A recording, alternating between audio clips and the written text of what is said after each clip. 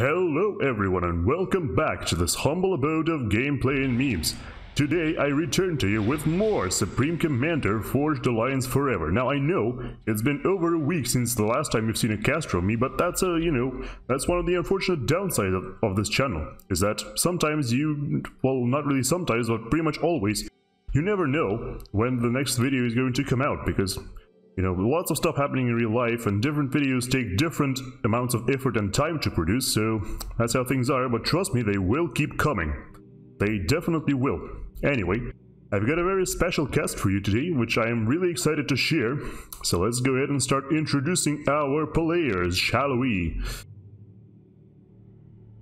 Alright, so, in the green corner, we've got ourselves Team 1, starting from the forward left flank position. We've got Urfe playing at 900 rank points, playing UEF, going first land in Ferrari Red. On the right hand side forward position, we've got ourselves the man, the myth, the legend himself, Jesus H. Christ, at 900 rank points, playing Aeon, going first land in lurid green. On the rearguard right flank position, meanwhile, we've got ourselves Sidram at 1100 rank points, playing Cybran in Spetsnaz green, going first to land. And last but not least, for Team 1, we've got Cmardis playing Aeon at 1000 rank points in Elephantine Grey and also going first land. So it should be noted that every single starting position here on this map has access to a hydrocarbon power plant, so of course they're going to rush it immediately. So yes, very interesting set of names for Team 1 we've got here. Jesus H. Christ and his three mages, the three mages that came to see him personally in all his glory, just like the biblical story. Everything checks out so far. On Team 2, however, in the yellow corner, we've got ourselves KhaldounN at 1200 rank points, playing Seraphim in baby blue, going first air. So first major deviation so far for the day.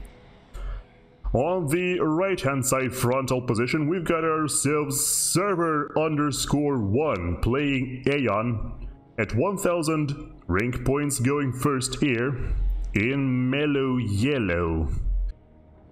Meanwhile, on the rearguard positions, we've got first and foremost shoeric at 1000 rank points, playing UEF in combat green, going first land. And last but not least, for this particular match and for Team 2, we've got SlamDunk82S playing Cybran at 600 rank points. Yes, I think I already said that. Also going first air in Halle Orange. So yes, this game is very much going to be a Joe game rather than, a pro game that you might see elsewhere. But trust me, it's absolutely worth it. This game is absolutely epic, as you can probably tell from its duration. Anyway, let's speed the game up a little bit and talk about the map. So this map is called Razor Lake. It's a 20 by 20 and it has about 34,000 reclaim on it in total. So you might say it looks like Astro Creator, kind of, sort of, because all of the massive structures are so close to each other, at least on the starting locations. And the teams are kind of confined to these spaces that are surrounded by mountains, so it can be quite hard to breach a siege. But, the first major deviation from Astro Creator is, of course, these huge piles of reclaim everywhere that are split into both small rocks and large rocks. So you definitely don't need any kinds of big brain micro to secure these, but at the same time, it's still worth, going there and collecting as many of these as possible. So right now we've got our first air units coming out, a scout from KhaldounN, which I imagine, yep, there we go, very soon gets followed by an attack bomber. Let's see how much this one can accomplish. Already have some Tech 1 Navy from both Jesus and Server, so people on symmetrical position already stepping their toes into the naval game. However, it should be noted that Urfe also is producing Navy quite hard already at 2 factories. Of course, doesn't quite have the mass to support that, but I'm sure that will change very soon. We'll see though. So yes, of course the scout flies ahead of the bomber. Pro tip, by the way. I'm not a pro, but I know some pro tips. When you're making a fast bomber, it's better to make the bomber first and then the scout, because the scout is much faster than the bomber, so it will catch up as the bomber is flying in. So the first bomb is a complete miss. Wanted to land on 2 engineers, but got none, because, you know, that's usually what happens when you try to shoot 2 birds with 1 stone. However, the next bomb is going to land and claim 3 engineers. Oh my lord, and the bomber isn't done yet. You can see it's...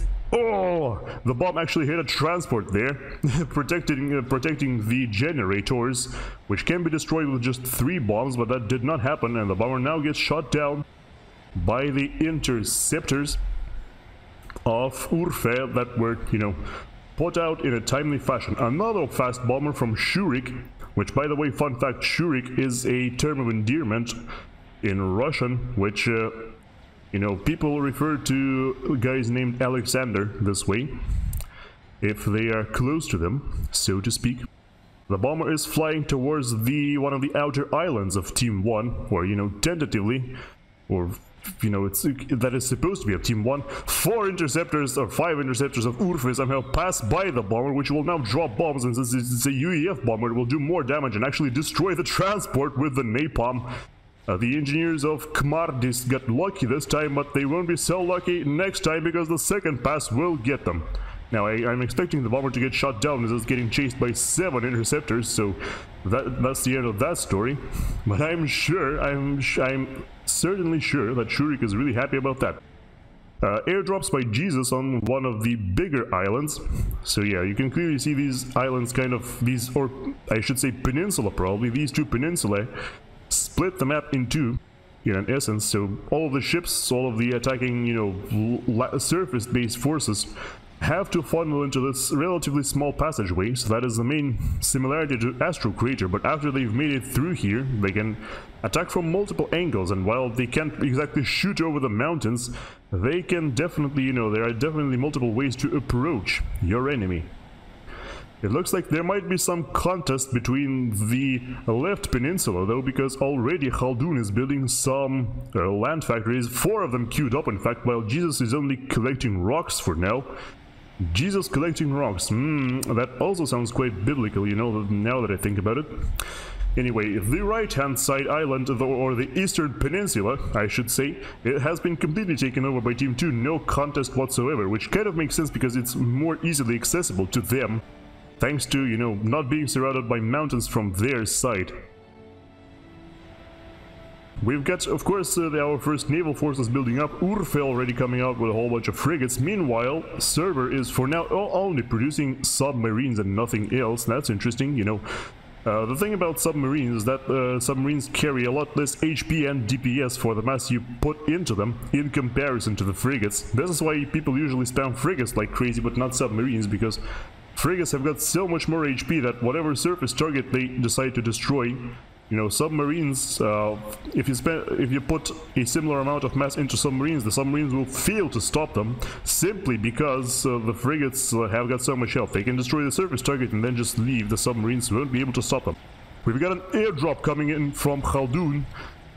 Yes, there is a Vish Seraphim Tech 1 air transport, which I think was actually nerfed in FAF. It used to have like 8 capacity slots, from what I remember, but now only has 6. It is about to drop some Seraphim Tech 1 artillery, of course, to cause some problems for Jesus' economy. Let us see exactly how much they can accomplish. They are immediately moving, which is great, which means KhaldounN is actually microing them properly, which would be expected of the highest rated player in the match. Destroying a Tech 1 mass extractor that was almost upgraded to Tech 2, that is a serious loss. Almost doing the same against the another one, but no. Ultimately, that one manages to upgrade in time, and now all the artillery pieces are dead as Jesus sits there and shoots them down. Artillery running directly into the opposing commander is never a good thing for the artillery, that is for certain. Even if it's Tech 3 mobile artillery, it will still suffer the exact same fate. Meanwhile, it looks like the submarines of server did get chased away from the middle, closer towards their own base, which, you know, fairly wise. Definitely going to be able to preserve them better and react to things better. Another artillery drop from KhaldounN, once again cleaning up the western outer island of Team 1. It looks like there is absolutely nothing to resist them, so all of the engineers will die horribly, I'm expecting. And actually, I could have been wrong about the transport, because you can see, yeah, there are 8 Seraphim artillery pieces here, so never mind. I guess the transport hasn't been nerfed after all, and KhaldounN just loaded only 6 artillery pieces the last time. For some reason, Jesus has constructed 3 point defense turrets. I guess he's really worried about any extra artillery drops as he levels up his resource allocation system on his commander. Yeah, so the island has been completely cleared, but now of course the artillery pieces will be destroyed because they are already being chased down by the aptly named destroyer out from Jesus. So yes, Jesus is already going into Tech 2 Navy. In fact, I'm pretty sure he's... okay, I was gonna say he's the first person to do so, but no, Server is on point here with already coming up with a destroyer, and so is KhaldounN, by the way, our airdrop mastermind. For now, it has already come out with some destroyers and cruisers as well. So for now, it looks like Team 1 will be outmatched in Navy. A strategic bomber appears from Sidram, actually flying directly through the middle. Let's see how much that bomber can accomplish. Yeah, it looks like it is going to be flying over a Seraphim cruiser, which is not that big of a deal, but then it flies over an Aeon cruiser and gets unceremoniously shot down, so precisely nothing accomplished by a strategic bomber, except feeding some experience to the opposing cruisers. Meanwhile, however, we might have a lot more luck with the Corsair bombers out from Slamdunk, who are targeting the... oh no! The mass extractors of Jesus. Ah, that was painful. Destroyed 4 mass extractors. Some of them were almost upgraded to T3. And now they aren't done yet. They are... well, for some reason they are targeting Jesus' commander, which is doomed from the start, considering there are already some fighters in play from Sidram who will clear them up. They could destroy these 2 other mass extractors, and it looks like they will succeed.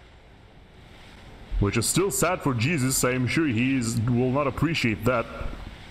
But Team 2 will. They have accomplished their goal, so the Corsairs are paying off really well here for Team 2. Well played for the lowest rated player in our match. Very well done indeed. In the middle, meanwhile, we've got serious naval clashes now between the destroyers of Jesus, well, that sounds wild, and the destroyers and cruisers from KhaldounN. It looks like for now, Team 1's Navy is not having very good luck with their engagements, because yes, one destroyer has already been sunk. There's now just frigates left over. The frigates are retreating.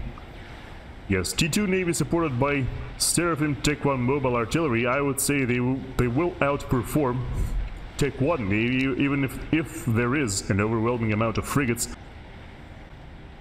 Cmardis trying to occupy the outer island that has been cleared by KhaldounN before, not being very successful because they are being bombarded by a cruiser. Around here, there is a squadron of gunships from Cmardis, but it looks like they will accomplish once again precisely nothing, as they will get shot down by an Aeon cruiser from Server. Finally, Urfe has also transitioned into the naval game, now with the first destroyer of his own. Of course, UEF destroyers have some trouble dealing with underwater vessels, for example the submarines out from Server, but I feel like, yeah, there we go. If you really need to kill those Tech 1 submarines, you can just use some torpedo bombers. Considering Team 1 already has air superiority, because, you know, both Sidram and Cmardis already have their own, yes, already have their Tech 3 air. Both are producing fighters as we speak, so yes, air superiority, even though, you know, Team 1 hasn't had the best luck with all of their bombings, they are still outperforming Team 2 in terms of the air game. In terms of economy, since we've got a little bit of a reprieve for now, let's take a look at the economy. So, Team 1 actually pulling quite far ahead of Team 2 with over 800 mass per second versus just over 600, so that could be a serious cause for concern for Team 2. I mean, if they knew what was happening, which they obviously don't, because, you know, you can't see enemy income as you are playing. A large wave of scouts coming out from Slamdunk will try to wrap around the base of Team 1. Let's see how far they can make it. It looks like they won't make it very far because they fly directly into the cloud of fighters from Sidram and promptly get destroyed. Tech 3 being completed by Sidram, no big deal. It looks like he's got a nuke launcher queued up. That is pretty huge though. Meanwhile, Cmardis already having completed his own nuke launcher. It should be noted, however, that, yeah, he doesn't have too much mass. For now, the nuke launcher will be charging at a relatively fast pace, but very soon it looks like he might run out of mass, considering he's, you know, constructing so many quantum gateways and probably will want to assist those as well. We'll see how that goes.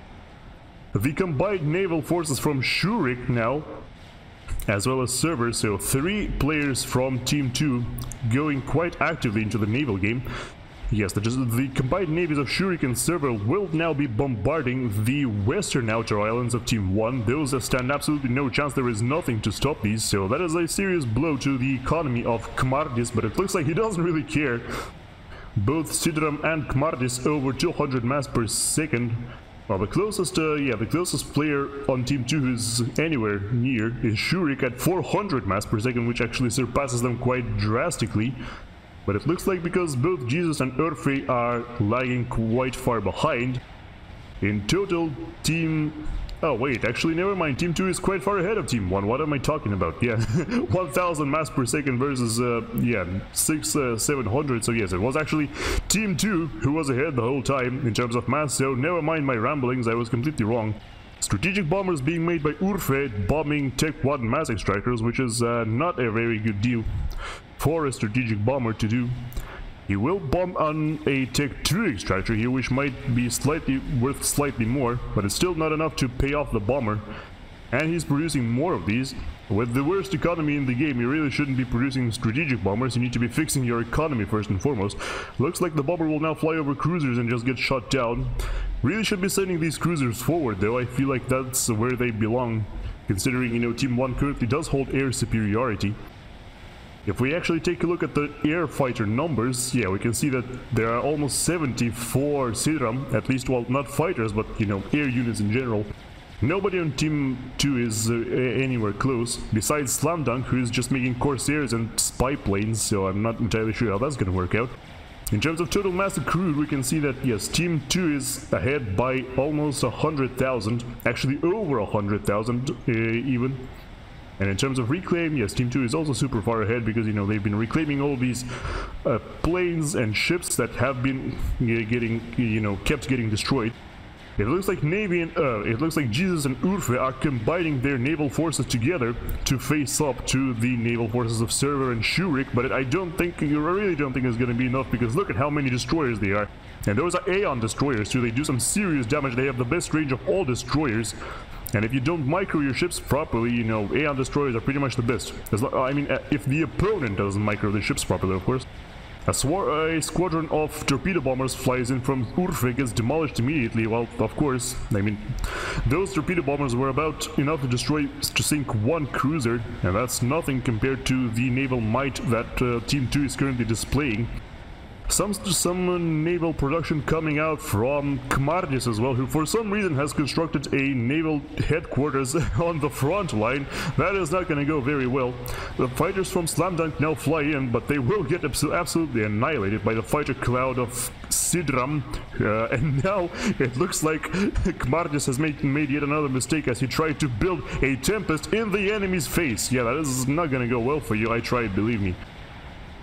A very large squadron of artillery from KhaldounN, the fabled Seraphim Zithuis, supporting a battleship. So yes, T3 Navy has now been achieved by Team 2. I don't think there is any but for Team 1 though. And it looks like they're going to be in some serious trouble here, because look at how many ships are invading. It should be noted, however, that in the meantime Sidram is working on a teleporter. So he hasn't launched a single nuke yet, but he's already working on a personal teleporter, so we'll see how that goes. Gotta keep an eye out on that. Watch on the minimap, guys. Alright, yeah, there we go. Teleporter's done. Sensor's done for Cmardis, so he will be able to see a whole lot more. I don't know how exactly relevant that's gonna be, but if we look at this, we can see that Cmardis is already teleporting, and he's actually teleporting directly on top of shoeric's commander, who is not seeing anything. Well, yeah, there we go. There's the pop. There's the laser pop-up. It looks like, yes, it looks like shoeric isn't responding in any way, which is horrible because he will get almost immediately demolished. Oh my goodness, that took like 5 seconds and there he goes. Of course, the assist ping is immediately going out, but it's too late. Shoeric is dead. All of his navy will now sink, which was the bulk of Team 2's navy that was pushing in. And now immediately nuke out from Sidram. So Sidram, with an amazing synchronization with himself, immediately launches a nuke, which I am assuming will go towards, yeah, it is flying towards Team 2's base. So that will definitely even out the playing field. If you look at this, yeah, suddenly Team 2 is behind Team 1 finally. And not just behind, it looks like Team 1's income is now almost double that of Team 2, which is kind of insane. What a massive shift that was. And the reason that happened was because there were Tech 3 massive structures on the Eastern Peninsula for shoeric, which have not been destroyed because, of course, this game isn't being played as full share, and now it looks like the base of server is also going to get demolished. Well, it actually didn't hit that much. All of the air factories are still up. The massive structures have been damaged massively, though. The nuke launcher has destroyed 27,000 mass, so already paying off. And we'll see if it continues to be paying off yet. So a massive swarm of artillery. Torpedo bombers are of course no help against that because they cannot target something that hovers above water. Battleships invading the waters, the bay of Team 1. It looks like Urfe's base has been completely demolished, and also battleships from both KhaldounN and server, of course. They show absolutely no signs of stopping, and it looks like it's not entirely clear how exactly Team 1 can deal with that. I mean, you guess you can make more and more torpedo bombers, but as long as there is some mobile anti-air defense deployed by Team 2, it's not going to go too well. There are now cruisers approaching from Slamdunk as well. It looks like these ships are now targeting Jesus' base. Jesus is just standing there, valiantly making more support commanders to increase his economy, which is actually not that bad. It's, well, it's behind 2 of the 3 remaining living members of Team 2. But still, you know, you gotta make that economy. Even if you even if you are getting demolished by ships that are firing directly upon you, always stay true to yourself. Always, always, always keep upgrading that economy so that one day you may succeed. More and more Corsairs coming out from Slamdunk. This person does not know when to stop with the Corsairs, which are now accomplishing precisely nothing, basically just being mass donations. It looks like Urfe, yeah, Urfe is just sitting there with his base completely demolished. Really sad, no doubt. And interestingly enough, even though the Yellow Navy is now getting demolished, the submarines from Slamdunk are just sitting there completely peacefully. And you know why that is? Because they are invisible. They cannot be detected by torpedo bombers because they've got stealth. Yeah, so they're just sitting there completely invisible, waiting to present a nice surprise for somebody. No idea who that somebody is going to be. So Team 2 not occupying the former base of shoeric nearly as quickly as they should be. Just one engineer sent, only sent now, by the way. There's tons of reclaim. There's, yeah, see on this small screen, shoeric's former base, 114,000 reclaim. You really should take care of that problem. That would bring you right back into the game, as long as you do manage to reclaim that. Or build on top of it, which I'm assuming is not going to happen because KhaldounN is, yeah, Seraphim. Of course, you can't build Seraphim mass extractors on top of UEF wreckages. That would just be really weird. An air fight breaks out between KhaldounN and... Oh, wait, it looks like... Oh, wow. We weren't paying too much attention, but it looks like the air from Team 1 has almost been completely obliterated. No doubt by the cruisers that, you know, went in before. The submarines are now retreating, but now it looks like the torpedo bombers are actually targeting them because they finally must have come close to somebody's radar. And now they are no more. And meanwhile, though, Slamdunk has completed a Soul Ripper. Ooh, experimental gunship. Now that's going to be interesting. As long as this gunship does make it to the base of Team 1, it will no doubt put some serious hurt on them. We'll see though, it's gonna take a while before it arrives because, you know, this majestic ladybug isn't exactly known for its mobility. It's more known for its insane survivability. Endless streams of artillery still coming out of KhaldounN. He's actually constructed, let's see how many this is. Excuse me, 34 factories producing artillery pieces non-stop. Now that's what I call skill. You know, in the Russian community, people often joke that by calling the Tech 1 artillery skill. It's especially true for the Seraphim artillery because they can traverse any sort of terrain. And yes, it looks like he's going to be accumulating a massive swarm of these and then strike together with whatever navy they can muster. It looks like, yeah, KhaldounN is well and truly pumping out more and more. Yes, there you go. 7 battleships produced already, no doubt more on the way. The weird Seraphim animation where the battleships first appear as completely tiny, but then slowly but surely get bigger and bigger. Very interesting. Another nuke being launched by... who's this? Oh yeah, Cmardis. I wonder where that's gonna go, but also it should be noted that there are some torpedo bombers, Tech 2 skimmers, building up on the right flank for Team 1, which is actually left flank for them. Looks like the nuke is aimed at the artillery pieces and mostly misses. Since it was the first nuke, we can actually see... yeah, only killed 4,000 mass in total. That is absolutely not worth it. Especially considering the artillery will still continue their rampage. Now, Cmardis has in fact built himself a Tech 3 land factory HQ, so now Harbingers are coming to clean those Zethuis up. But you know, Harbingers are known to be extremely proficient at that. Because, you know, not only do they dodge really well, they also got shields. The Beetle has finally made landfall, or, well, not landfall, but it's next to the bases of the enemies. There are so many SAM launchers that the Beetle is quickly losing health. Let's see if it can destroy anything at all. Well, it takes 1 shield down. It is still aiming at the commander of Jesus. It looks like, oh no, but the donut rises into the sky, and as the donut rises, the Beetle falls. There we go. So yes, the Soul Ripper has ended up as a complete and total mass donation. The second nuke from Cmardis' launcher is landing on all of the factories from KhaldounN. It should be noted that it only destroyed half of them. There is still plenty more production that can still keep going.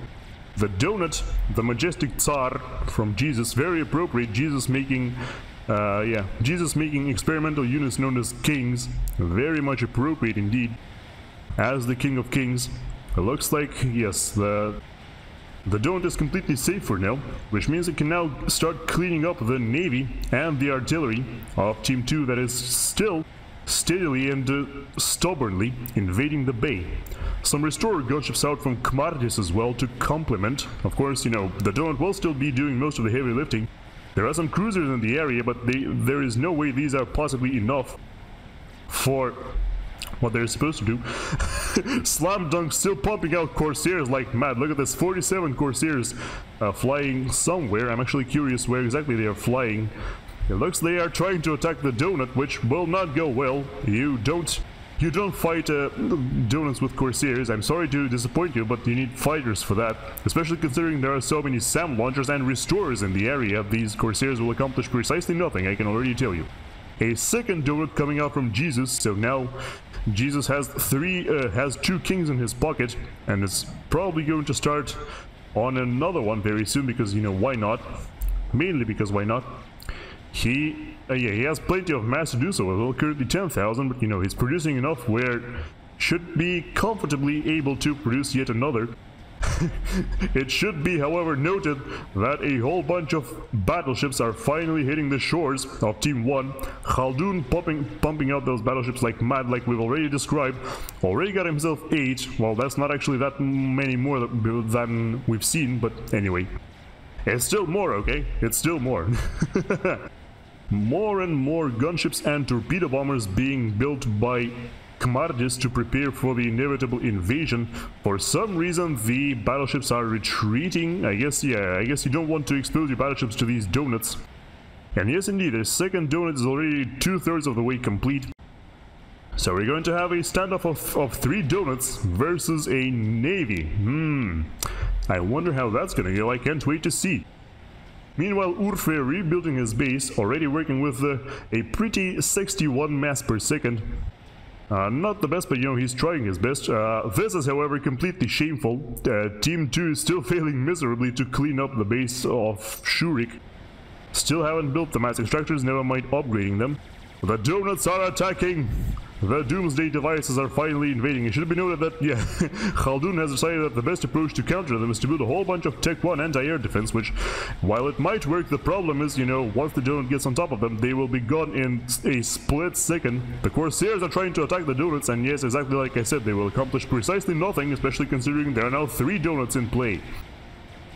Yes, it looks like the donuts will very soon cause some serious catastrophic damage as they are pulverizing the Tech 1 anti-air defenses. However, look at how many SAM launchers there are. Holy shit, gun good arrow. There are, oh no, there are 15 SAM launchers. One donut is already down. The air fighters from KhaldounN are on the case. The donuts are dropping, the health on them is vaporizing. The shield's already gone. The second donut falls down, and the third donut very likely to meet the same fate as it's not being protected by fighters at all. There goes the, yep, there you go. There's the third donut. And the worst part of this is only one donut fell in the friendly territory. This is hostile territory for Team 1. It's being guarded by cruisers and a whole bunch of other nasty things from Team 2.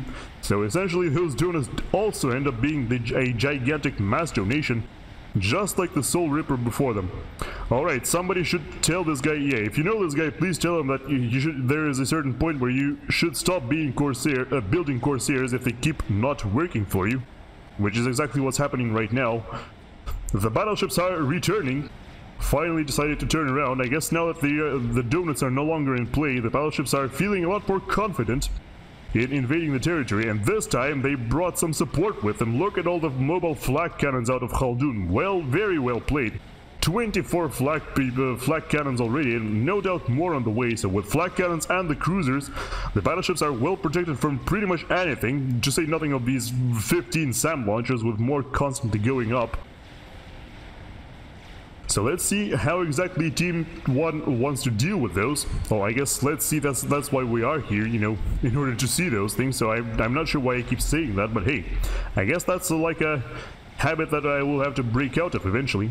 Yeah, restorers might be relatively okay against flak cannons, but when there are so many flak cannons and also Cybran cruisers, it won't go very well for them, let's just say that.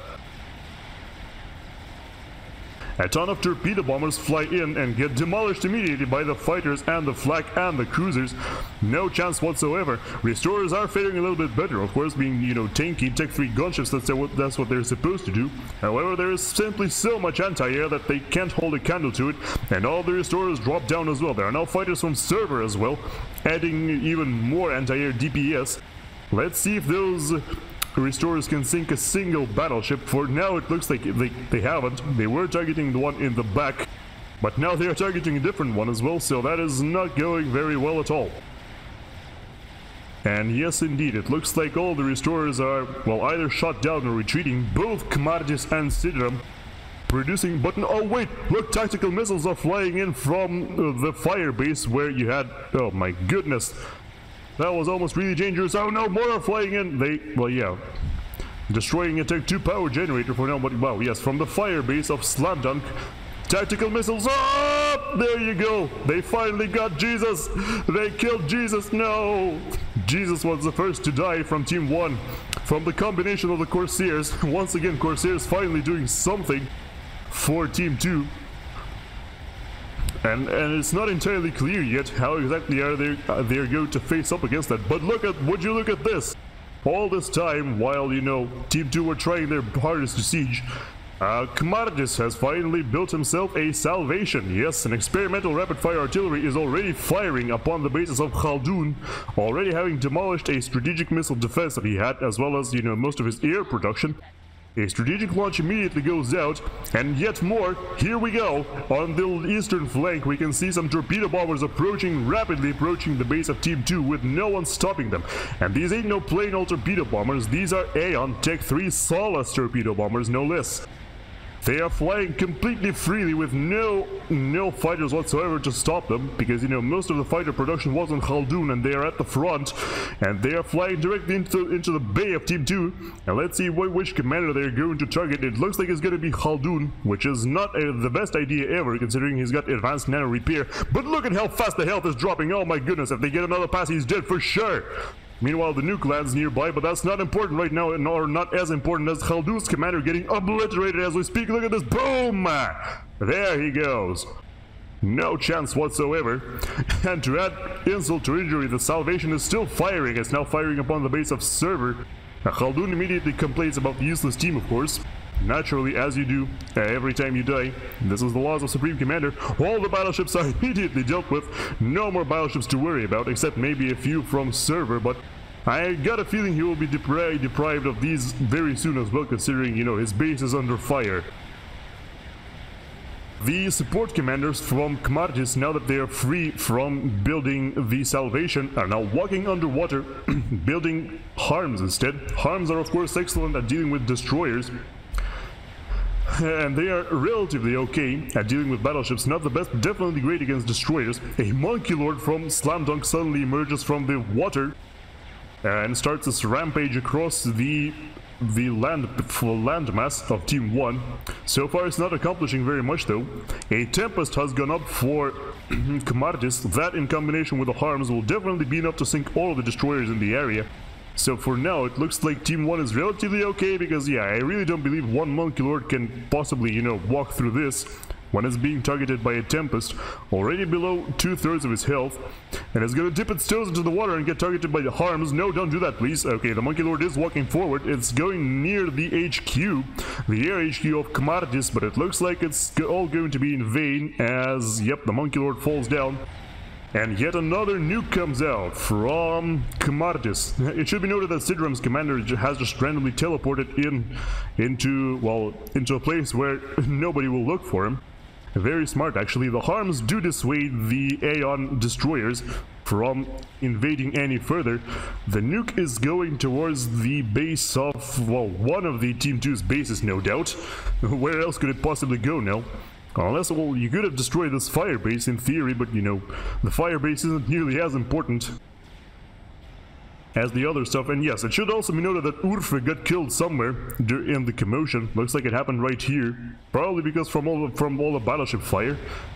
But you know, that's not quite important. Urfe has given up a long time ago, so even though, you know, the three mages were left to fend for themselves without Jesus, it looks like that's all they really needed, because it's not entirely clear what Team 2 can do now. The commanders of Slam Dunk and Server are just trying their best to walk away, dodge the incoming nukes as well as the Salvation fire. And yes, Urfe, the one mage that gave up, has of course died, but the two other mages are still in play and still doing their best to survive. It looks like the tactical missile launchers are now throwing their missiles wantonly at the opposing SAM launchers. Wait, yeah, these are SAM launchers, that's weird. Why would you build SAM launchers next to mass extractors? Okay, whatever.